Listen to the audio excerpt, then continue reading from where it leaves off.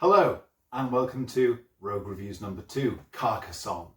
So for those of you who saw our first video, welcome back. We hope you liked it. We hope you're back for more. For those who haven't seen our first review, Top Hats and Treachery, it's a fantastic little Victorian card game with a little bit of backstabbing, lots of good humour and lots of silly fun. Check it out. For those of you who want to join us today, fantastic, great, welcome, let's go. Carcassonne for many people is a real classic game. It's probably one that you've seen in many collections. You might have even played it yourself or seen around on other tables. If you haven't had a go, definitely do. It is a great game.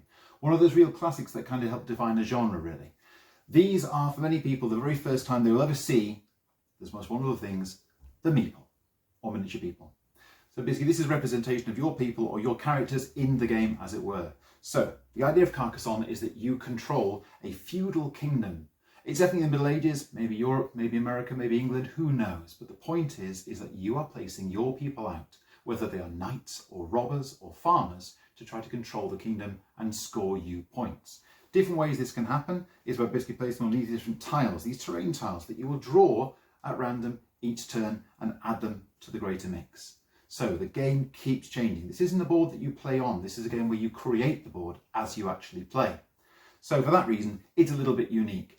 The scoring system is very simple, keeping track of the points. Each turn you resolve the points, so you can kind of idea about the overall winner. But there is a twist, because towards the end, you find out how much these farmers are worth, because they are kind of like your long-term strategy that will net you points towards the end of the game. Now, let's find out more, shall we? So let's have a look at the table view, shall we? Here is Carcassonne in all its beautiful glory. We have the terrain tiles. We have the scoring board. We have the starting tile, which is, of course, Carcassonne itself.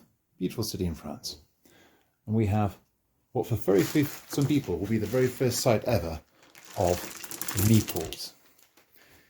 Carcassonne, for most people, was really the beginning of the meeple adventure. Miniature people, meeples, went on to have thousands of other versions and thousands of other games, but for many people, this is their first taste of something that wasn't just like a cube or a 10-pin bowling size. So the idea is that one of your meeples starts on the scoring track and you have the rest of your meeples available to place as you generate the board. So Carcassonne is very simple to play. On your turn, you basically take a tile from the available stacks and you choose where to put it.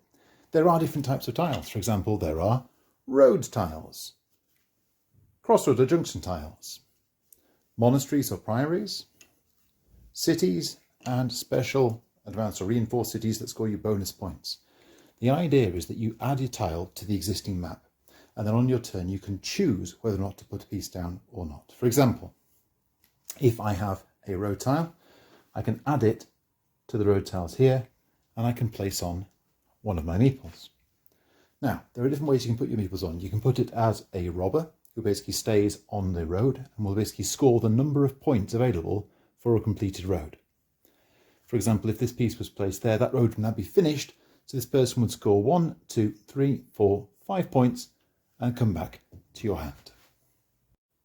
In the situation as we see it here, a few turns in, we have the various people scoring various amounts of points, and we have a situation with cities. So, as these pieces will be going along, Red would have chosen to put their cities down and place their meeple in the city. Now, at the moment, this city isn't finished yet, so it's worth 2 points for this tile, 2 points for this tile, and an extra 2 points, if completed, for the shield there. Now, for example, if on Red's turn they took this tile and placed it there, completing their city, they would score all the points for the city and move their piece again. So that would be 2, 4, 6, 8 points. Move further on 8 points. And then it'd be the next person's turn. Say, for example, Black takes a tile here. Right, okay, well, Black could clearly place it down there, add into their city, but it wouldn't finish the city yet. They could also place it there with a similar situation. Alternatively, they could put it somewhere else and maybe start a new city to try and develop further points. Ultimately, big cities are good. They will score you more points. But if you look over green here, green has got a lot of points tied up in here and they need to finish off that city. So at the moment, they've got lots of points invested, but they can't score them yet. They have to hope they'll be able to finish off this city, because if at the end of the game, a city is unfinished, it only scores 1 point per tile instead of 2 points per tile. So that's a bit of a big risk. So in a way, it's better to finish more cities, get more points back. Plus, if all your people are basically occupied on other cities or things at the moment, you won't have more able to play. So it's always best to have at least 1 or 2 available on your turn. So that's worth bearing in mind. Talking about another pieces, the monastery or priory here is a very, very powerful card.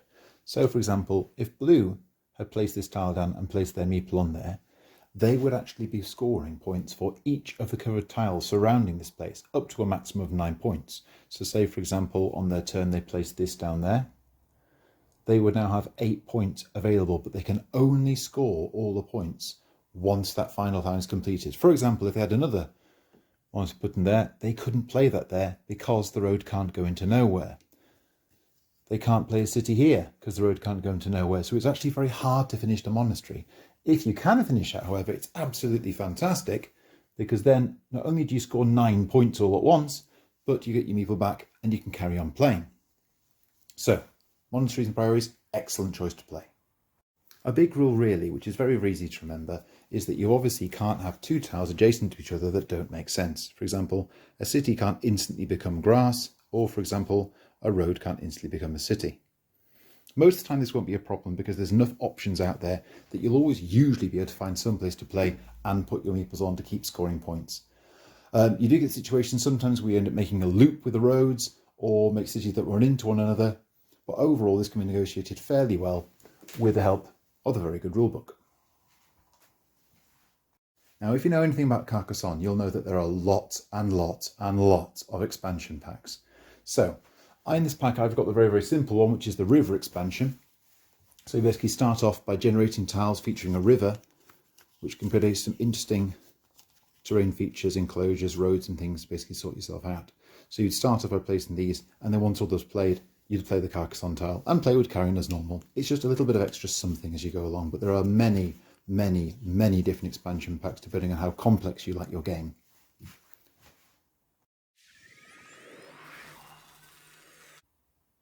So, now you know a little bit more about how Carcassonne is played. The question is, who would like it?